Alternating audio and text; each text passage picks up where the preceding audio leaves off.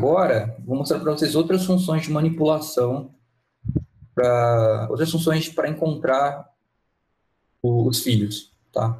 A primeira função aqui é o first child, tá? Então, em vez de a gente ficar acessando o child da posição 0, a gente pode vir lá e acessar o first child direto. O que eu fiz aqui? Peguei o primeiro parágrafo div exemplo, tá? Então, o primeiro parágrafo da div exemplo é esse cara aqui, ó. Então, em vez de eu fazer... Eu estou limpando o documento aqui antes, tá? Só para não ter dor de cabeça.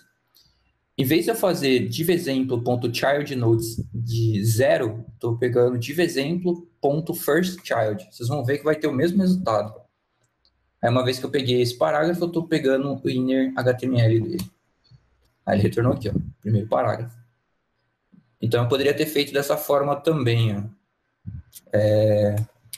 Child nodes da posição 0. Ou da posição 1. Ou tá na posição 2. Porra. É o clima maldito aí? Ah, não. Aqui, ó. Tá. Pô, já tava ficando doido aqui já.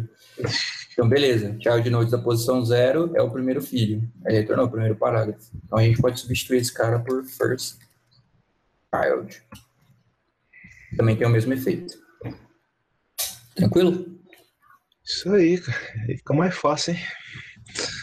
Porque às vezes você quer acessar só os elementos das extremidades, né? Sim. Primeiro elemento, primeiro filho ou segundo filho. O primeiro filho ou o último filho, né? Melhor dizendo. São para o último filho, que é o last child. Basicamente é o mesmo raciocínio, né? Que nem aqui. O que eu estou fazendo? Eu estou pegando o último list item da primeira unordered list, né? Primeiro LI, último LI da primeira UL.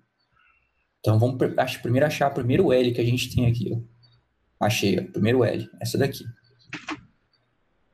Aí dentro dela eu estou acessando o last child, então eu estou acessando o último elemento dela, então estou acessando esse LI aqui. Então eu espero que ele imprima para mim navegando entre os nós do DOM. Não, ele achou exemplos de manipulação do DOM. Por quê? Por quê? Que deve ter algum outro UL que eu não estava reparando. Não, desculpa. Essa UL que eu achei que na realidade é a segunda. A primeira UL é essa daqui externa. Essa é a primeira UL, essa aqui é a segunda. Então a primeira UL é essa, o primeiro LI dela é essa, e o último LI dela é essa. É esse daqui, ó. Exemplo de manipulação de DOM, que foi o que ele exibiu aqui. Legal. Se eu fosse pegar aqui o first child, ele vai imprimir todo esse LI aqui como DOM, Document Object Model. Vocês vão ver. Vai imprimir toda aquela estrutura ali. Olha lá. DOM, Object Model, e a UL que está dentro daquela outra LI, e por aí vai. Então, last child aí. Outra função que dá para a gente usar é o parent node. Parent node, basicamente, ele pega um nó pai a partir de um nó que você estiver. Se ele não for um nó raiz, você vai ter obrigatoriamente um nó pai. Então, se eu tiver com o elemento P aqui, se eu pegar o parent node dele, ele vai pegar o body. Nesse exemplo aqui, eu selecionei, fiz o query selector no elemento button. Eu só tenho um botão na minha página, que é esse botão aqui. Tá bem no finalzinho dela.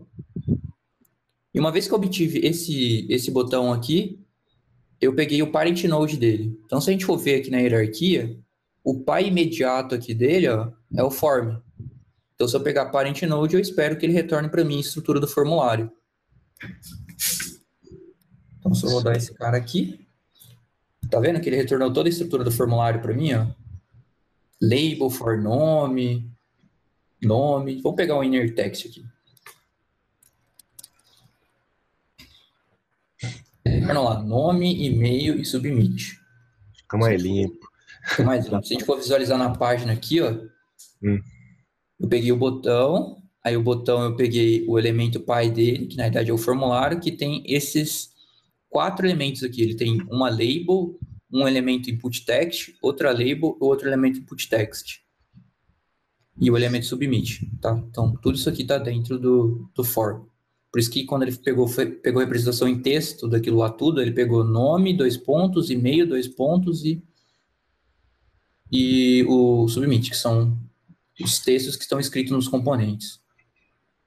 Tá? Então, parent node aí. Outro exemplo tranquilo para usar. Bem, a gente também pode precisar pegar não só os filhos não só os nossos filhos e os nossos pais, a gente pode pegar os nossos irmãos também. Para fazer isso, a gente usa o next sibling e o previous sibling.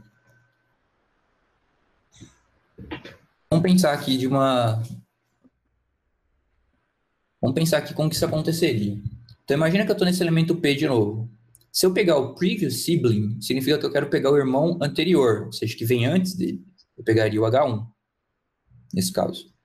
Aí eu estou no P aqui de novo. Se eu for pegar o next sibling, eu pegaria o próximo cara da hierarquia, que seria esse OL. Então é como que eu navego para frente e para trás no mesmo nível, acessando os nós irmãos. Nesse exemplo aqui, o que eu fiz? Deixa eu tirar o console aqui por um pouco de tempo. Eu fiz o query selector no segundo parágrafo, tá? Usando esse pound aqui no começo, significa que eu estou fazendo um acesso usando um ID. Então, eu estou usando esse ID segundo parágrafo aqui. E dentro desse cara, eu falei, uma vez que você selecionar ele, eu quero que você pegue o irmão dele. Então, o irmão dele aqui, que vem depois dele, é o terceiro parágrafo. Beleza? Então, ele vai pegar aqui o terceiro parágrafo e vai imprimir o inner HTML dele. Vamos lá. Vamos ver se funciona. Nossa, já estou começando a duvidar aqui das coisas. Beleza, terceiro parágrafo. Consegui comprar. Então, next sibling pega sempre o próximo elemento irmão da lista.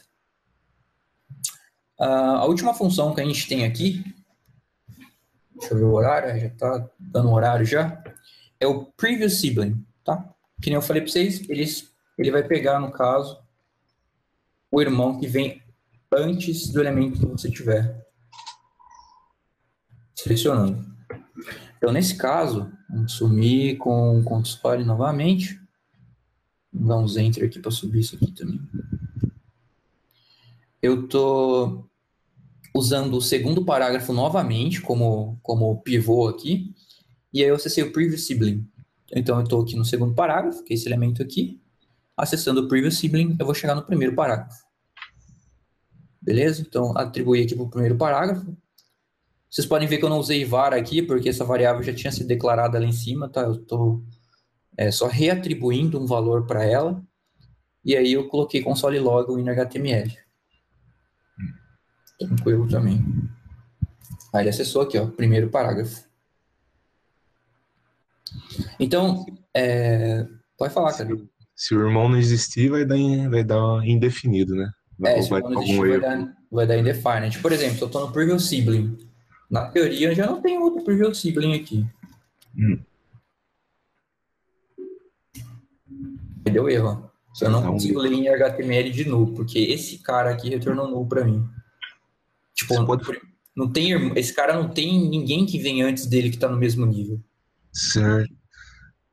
Você pode pôr 2 vezes isso? Você colocou aí previous sibling, vai embora. Posso, não tem problema, eu posso cascatear isso aqui. Por exemplo, se eu pegar esse terceiro parágrafo aqui, deixa eu ver se eu tenho acesso a ele aqui direto. Tenho. Vou pegar terceiro parágrafo. Ponto previous sibling. Ponto inner text. Acho que está sumindo aí um pouco. Deixa eu dar um clear aqui. Terceiro parágrafo, ponto previous sibling. Ponto inner text. Segundo parágrafo. Aí, se eu quiser acessar o outro previous sibling dele, previous sibling, acessar o primeiro parágrafo. Então, você consegue ir navegando assim também. Nossa. fica uma zona, hein? Ficaria zoado mesmo. Se eu acessar aqui, né, acho que eu consigo fazer um next aqui, no terceiro parágrafo, acho que ele vai acessar o formulário, se eu não me engano. Ele acessou o formulário aqui. Aí se eu tentar fazer mais um next sibling, se eu não me engano, eu vou acessar o último parágrafo. Div depois do form, o último parágrafo. Que é esse cara aqui, ó. Essa div aqui. Então dá pra você sair brincando aí com next sibling. Dá pra brincar na árvore inteira, né? Sim, sim. Mas pra programar a série aí não vira. Vai ter, vocês teriam as mesmas dificuldades fazendo acesso posicional, tá? Que você está navegando, você não está pegando exatamente o elemento que você quer, né? Você está assumindo que ele está naquela posição. Então, por exemplo, se eu estiver no primeiro parágrafo, eu estou assumindo que o elemento depois dele é um segundo parágrafo. A partir do momento que eu vim aqui no primeiro parágrafo e adicionar uma âncora aqui, por exemplo, sei lá, para www.google.com, pronto, já quebrei o meu JavaScript, né? A partir desse momento, o segundo parágrafo não está vindo depois do primeiro parágrafo aqui. Aí já era o sistema. Aí já era. E tira a manutenção depois, tá?